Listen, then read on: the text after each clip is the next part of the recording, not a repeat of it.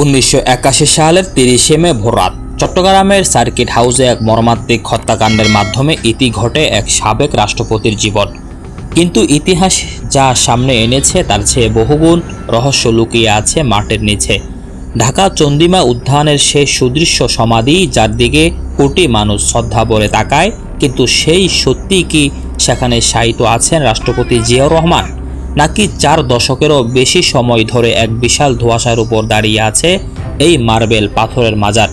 The news পুরোর এই বিশেষ পর্বে আমরা উন্মোচন করতে যাচ্ছি বাংলাদেশের ইতিহাসের সবচেয়ে বিতর্কিত ও টানটান রহস্যের গল্প।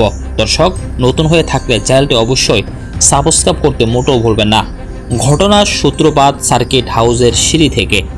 সাদা কাপড়ে ঢাকা রক্তজরা দেহ। পরিকল্পনা ছিল মরদেহ পাহাড়ের কোনো গহীন খাদে ফেলে দেওয়ার, কিন্তু এই দায়িত্ব পেয়েছিলেন মেজর মোজাফফর। ভয় আর আতঙ্কে তিনি তা না করে গহীন পাহাড়ের চূড়ায় চুপচাপ দাপন করে দেন মরদেহটি। এর পরপরই তিনি উধাও হয়ে যান সীমান্ত পেরিয়ে ভারতে। দীর্ঘদিন পর সেনাবাহিনীর এক অনুসন্ধানী দল, যার নেতৃত্ব ছিল ব্রিগেডিয়ার হান্নান শাহ, একটি মাত্র অনুমান আর ওয়ারলেস সেট দিয়ে নামের লাশের খোঁজে কোথায় আছে লাশ। কাপ্তাই রাস্তার মোড়ে এক অজ্ঞাত গ্রামবাসীকে জিজ্ঞাসা করতেই সে আঙ্গুল তুলে দেখা এক নির্জন পাহাড়ের ঢিলা।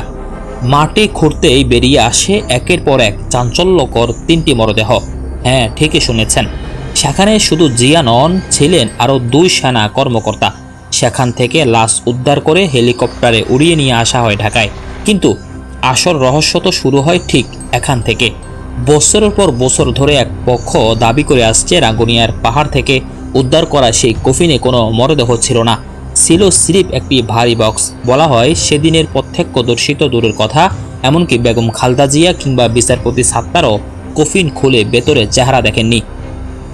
তবে সেনা সূত্রের পাল্টা দাবি, চট্টগ্রাম সেনানিবাসের তৎকালীন চিকিৎসক লেফটেন্যান্ট কর্নেল মোহাম্মদ তোফায়েল পুরো বডি ব্যান্ডেজ করে ড্রেসিং করেছিলেন, যার মুখমণ্ডল ছিল সম্পূর্ণ ক্ষত বিক্ষত ও বিভৎস। তাহলে কফিনে কি সত্যি জিয়াউর রহমান ছিলেন, নাকি এক রাজনৈতিক দাবার চালে সাধারণ কোনো ব্যক্তির দেহ এনে দাপন করা হয়েছিল ঢাকার বুকে?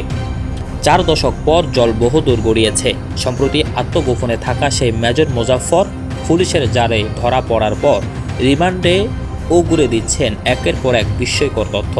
চন্দ্রিমা উদ্যানে দাপন হওয়া সেই দেহটি কার, সেই রহস্যের শেষ পেরেকটি হয়তো তিনি স্বইচ্ছায় বলে দিবেন। রহস্যের এই গুল কথার সত্য কোনটা?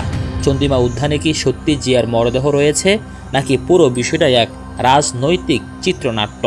দশক পার হয়ে গেলেও প্রশ্নটা আজও ইতিহাস আর রাজনীতির বাতাসে ভেসে বেড়ায়।